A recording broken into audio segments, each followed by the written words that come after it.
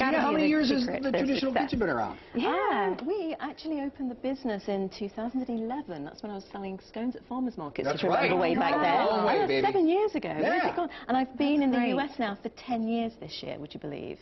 Wow, So, 10 yeah, years. Yeah, I feel very old, but it's gone very fast. It's gone very fast. Yeah, and you brought us some traditional dishes this morning. I did. I've got three British ways dishes. with sausages, or Okay. as we would call them in England, bangers. Bangers. Heard of bangers and mash? Bangers. Yes, So this yes. is what we have here. Now, an English sausage is very different from the Italian sausage or from a German sausage because it has something called rusk that's mixed into it. What So is it's rusk? not so heavy. It's a little bit like a breadcrumb mix. Oh, okay. And it's got herbs and salt and pepper. So it's not quite as heavy Sure. as German sausage or Italian sausage. Okay. And the bangers and mash we've got here with mashed potatoes and a lovely beefy gravy.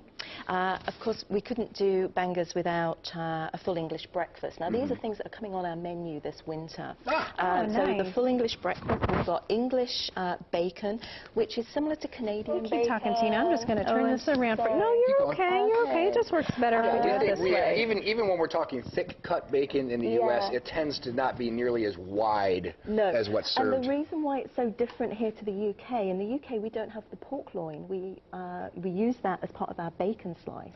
So here you get this lovely pork loin, but then you get the streaky bacon that we know of in the UK. So we've got bacons, we've got eggs, we've got a couple of sausages, grilled tomatoes and some onions.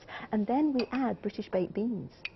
Have you ever had British baked beans? I have. No. Yeah. Have you? So have. these are more of a tomato base. There's no sugar in this. Just love how she says tomato. My mother-in-law is Irish, and so it's some of the dishes are similar. They are. It's very, very similar. And if you go over there and they sense for 1 second that you're an American, they just start feeding you. Oh, you need an authentic breakfast. You need an authentic breakfast. And by the fifth day, I'm like, I can't handle another authentic That's breakfast. right. Yeah. They're It's filling. quite- Boy, they're I mean, great. they are good, looks but we do really it like good. once a week, maybe on a Sunday, and that's the and you can get it from like Maya and places like Okay. that. That's good And to know. then we have toad in the hole.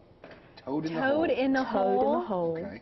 which we're smothering in gravy. We love our gravy in the UK. So this is sausage wrapped in a batter, like a pancake batter, no Okay. sugar. We put it in the oven at high temperature and it all fluffs up. And it's a really good way of making a little bit of sausage go a hugely long way. Oh, sure, Which yeah. is what a lot of British dishes exactly. are about. So this is toad in the hole. So I thought I'd bring you the three dishes. These will be on our menu at Tina's Traditional, both in Columbus on the south side and up in Carmel on the north side. So come and try some of these. You have some things. events coming up where people want to just try these other things too, Yeah, right? we have a dinner at Downton coming up on the 19th and 20th. What's going to happen there? We're doing a 7-course dinner Ooh. with table etiquette. Okay. And tips from the household, as written by Carson the butler. And I'll be present for both of those events. So we've got that one coming up. We've got a British fish and chips night coming up later in January. Next month we've got Sherlock Holmes and Doctor Who and Let's go all back things to- like that. I want to go back to going fish and on. chips for a second because we don't speak English. We speak American. We have American ideas about things. Yeah. Fish and chips, I'm sure since you've been here, you've seen restaurants and their attempts to call something fish and chips. That is not even remotely representative. Why do you think we're doing it? Why do you think we're doing it? That's what you're here to do. It's What we're going to be doing is the big difference is we use the full fillet of fish, and we use it. The batter we use is a beer batter, so we use something like Guinness to make it really rich, very fluffy.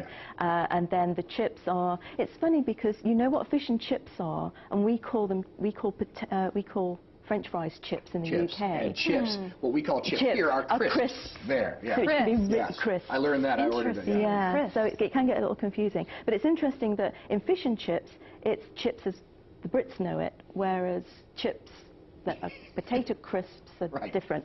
But yeah, it's just one of those wonderful things. We just love the differences and embrace. Fantastic. It is interesting, though, with the culture and even media.